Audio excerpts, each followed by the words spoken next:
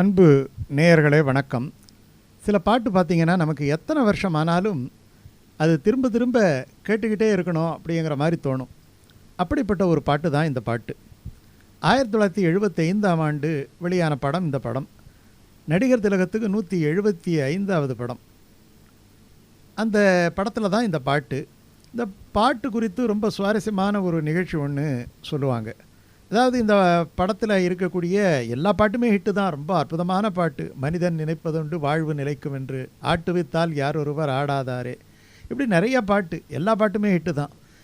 அப்படிப்பட்ட படத்தில் ஒரு பாட்டு சேர்க்க வேண்டியிருந்தது. அது வெளிப்புற படப்பிடிப்பு, சிங்கப்பூரில் படமாக்க வேண்டிய இந்த பாடல்.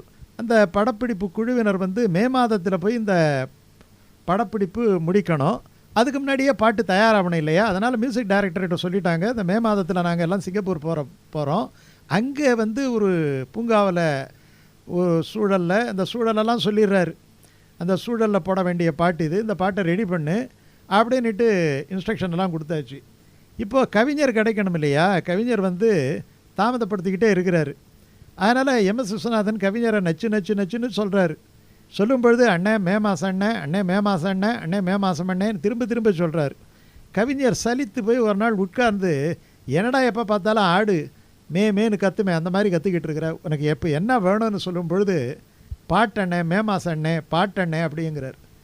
உடனே அந்த மே என்கிற வார்த்தையை, அந்த சின்ன அந்த எழுத்து இருக்குது இல்லையா, மேங்கிற எழுத்து, அந்த மேங்கிற எழுத்தையே அடிப்படையாக வைத்து கொண்டு, சரி வாசி, டியூனை வாசிங்கிறார். டியூனை இவர் வாசிக்கிறார். வாசித்த உடனே கவிஞருக்கு பல்லவி விழுது பாருங்க. அன்பு நடமாடும் கலைக்கூடமே, ஆசை மழை மேகமே, நான் எழுதிக்கிட்டியா அப்படிங்கிறார். இந்த மே என்கிற அந்த வார்த்தை, அந்த சொல்லோடு தான் இந்த பாட்டினுடைய பல்லவி, 3 சரணங்கள் எல்லாமே முடியும். இப்போ கேட்கலாம், இது இப்போ தான் இவர் செஞ்சுருக்கிறாரான்னு. இந்த மாதிரி நிறைய வேலைகள் கண்ணதாசன் பண்ணியிருக்கிறாரு. ஏன் இதுக்கு முன்னாடியே கர்ணன் படத்தில் இதே மே என்கிற அந்த எழுத்தோடு முடிகிற மாதிரி ஒரு பாட்டு எழுதியிருக்கிறார். இரவும் நிலவும் வளரட்டுமே, நம் இனிமை நினைவுகள் தொடரட்டுமே. சரணத்திலே அப்படியே, மல்லிகை பஞ்சனை விரிக்கட்டுமே, அங்கு மங்கையின் தாமரை சிரிக்கட்டுமே, இல்லை எண்ணாமல் கொடுக்கட்டுமே, நெஞ்சில் இருக்கின்ற வரையில் எடுக்கட்டுமே. இந்த கவிஞர் பாடலில் இலக்கியம் இலக்கணம் எல்லாம் பின்னி பிணைந்திருக்கும். என்ன பார்வை உந்தன் பார்வைன்னுட்டு ஒரு பாட்டு எழுதியிருப்பார். இடை மெலிந்தாள் இந்த பார்வை. பார்வையில் இடையில் எழுத்து இரு இல்லையா, அந்த இடை மெலிந்தால் பாவை, பார்வையில் இரு அது மெலிந்து போய் இல்லாமல் போய்விட்டால் இல்லை இடையோ, அது இடையோ இல்லாதது போல் இருக்கிறது அப்படின்னு சொன்னார் இல்லையா? கம்பனுடைய கற்பனை தான் அது. அப்படி இருந்தால் அந்த பார்வைங்கிறது பாவையாக போயிடும். என்ன பார்வை உந்தன் பார்வை, இடை மெலிந்தா, இடையினம் மெலிந்து பாவையானது அப்படிங்கிற ஒரு பொருள் வருது இல்லையா? இந்த மாதிரியெல்லாம் புகுந்து விளையாடுவார் கவிஞர்.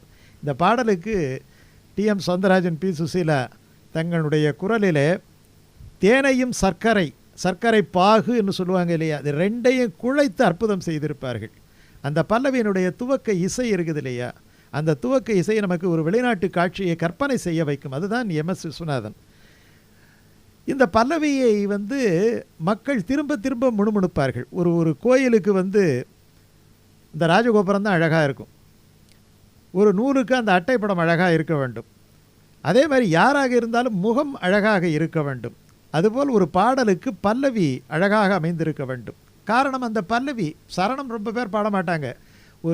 ஒரு பாடலை ஒரு 1000 பேர் பாடுறாங்கன்னா முழு பாடலையும் யாரும் பாட மாட்டாங்க. அந்த பல்லவி மட்டும்தான் திருப்பி திருப்பி முணுமுணுத்திருப்பாங்க. அதனால தான் சரணத்தை முடிச்சுட்டு திருப்பி திருப்பி பல்லவியை பாடுற மாதிரியான ஒரு அமைப்பு இருக்கிறதால அந்த பல்லவி தான் அற்புதமாக அமையணும். இந்த பல்லவி அப்படி அமைஞ்சிருக்கு. அன்பு நடமாடும் கலைக்கூடமே, ஆசை மழை மேகமே, கண்ணில் விளையாடும் எழில் வண்ணமே, கன்னி தமிழ் மன்றமே. கவிஞரின் வார்த்தைகளில் இந்த ஓமை எப்படி துள்ளி விளையாடுது பாருங்க.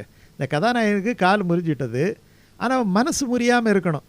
அதற்காக அன்பே வடிவமான அந்த பெண் மஞ்சுளா அவங்க கைத்தாங்களாக அவரை அழைச்சிக்கிட்டு ஒரு பூங்காவுக்கு வர்றாங்க. அப்போது அந்த பரஸ்பர அன்பை நினைத்து பாடுவதாக இந்த பாடலினுடைய சூழல்.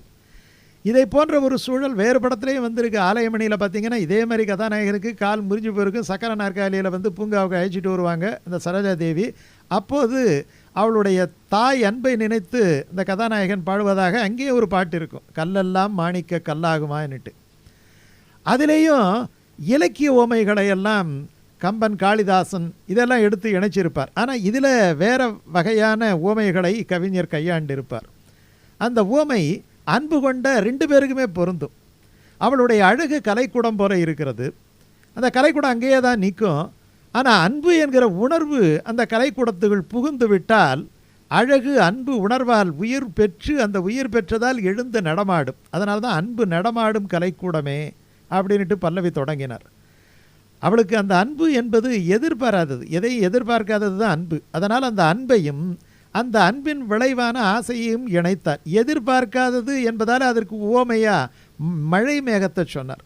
மழை மேகம் எதிர்பார்த்தா பெய்யுது. எதையும் எதிர்பார்க்காது கொட்டி இதயத்தை நனைய வைக்கும் மழை மேகத்திற்கு உவமையாக சொன்னார். 3வது வரியை பாருங்கள். அன்பு எங்கே இருக்கும்? கண்ணில் தான் அன்பு இருக்கும். கண்ணிலே அன்பு இருந்தால் கல்லிலே ஈரம் வரும் அப்படின்ட்டு ஒரு பாட்டு உண்டு. அதனால் பல்லவியின் 3வது வரியை கண்ணில் விளையாடும் வண்ணமேன்னு சொல்லியிருக்கலாம். ஆனால் அப்படி சொல்லலை. எத்தனை அற்புதங்களை அந்த அன்பு செய்கிறது, எப்படி விளையாடுகிறது என்பதற்காக கண்ணில் விளையாடும் எழில் வண்ணமே அப்படின்ட்டு அழகாக சொன்னார். இந்த 3 வரி பல்லவியில் சொன்னது சரி. 4வது வரியாக அந்த பல்லவியில் ஒரு வார்த்தையை போட்டிருக்கிறார் பாருங்கள், கன்னி தமிழ் மன்றமே. அதுதான் ரொம்ப அற்புதம். அது என்னமோ தெரியல, கவிஞருக்கு பெண்களை வர்ணிக்கும் பொழுதெல்லாம் தமிழ் நினைவுக்கு வந்து விடுகிறது. இதுவும் அவர் வேறு விதமாக உபயோகப்படுத்திய ஒரு கற்பனை தான். உலகம் சுற்றும் வாலிபன் படத்தில் எல்லாம் நிறைய கவிஞர்கள் எழுதியிருப்பாங்க. அதில் கண்ணதாசன் எழுதின பாட்டு அவள் ஒரு நவரச நாடகம்.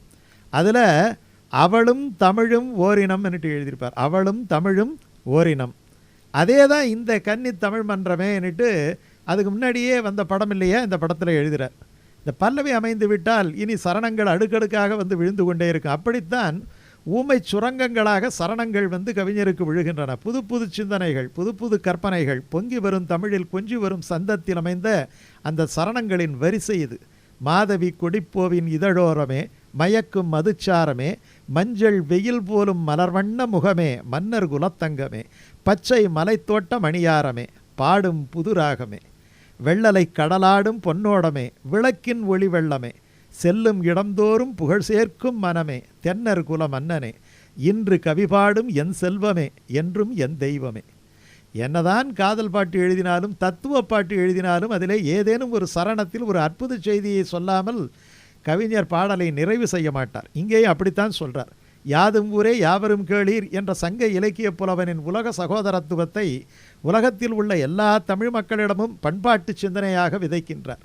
உலகத்தில் உள்ள எல்லா மக்களுக்கும் இந்த சிந்தனை இருந்துவிட்டால் உலகிலே பகை ஏது போர் ஏது, அமைதியும் ஆனந்தத்தை தவிர வேறு எந்த துன்பங்களும் இருக்க முடியாதே. கவிஞருடைய உள்ள கிடக்க இந்த காதல் பாடலில் அற்புதமாக அமைந்திருக்கிறது. மாநிலம் எல்லாமும் நம் இல்லமே, மக்கள் நம் சொந்தமே, காணும் இடம் நிலம் எங்கும் கவிபாடும் மனமே, உலகம் நமதாகுமே. உலகம் நமதாகுமே. தமிழர்கள் இந்த உலகம் முழுக்க பறந்திருக்கிறார்களே, உலகம் நமதாகுமே. அன்று கவிவேந்தன் சொல்வண்ணமே, யாவும் உறவாகுமே. கவிஞருடைய வார்த்தை இந்த 2025 எப்படி நிலைச்சிருக்கு பாருங்கள். என்ன அற்புதமான பாடல் பாருங்கள் இந்த பாட்டு.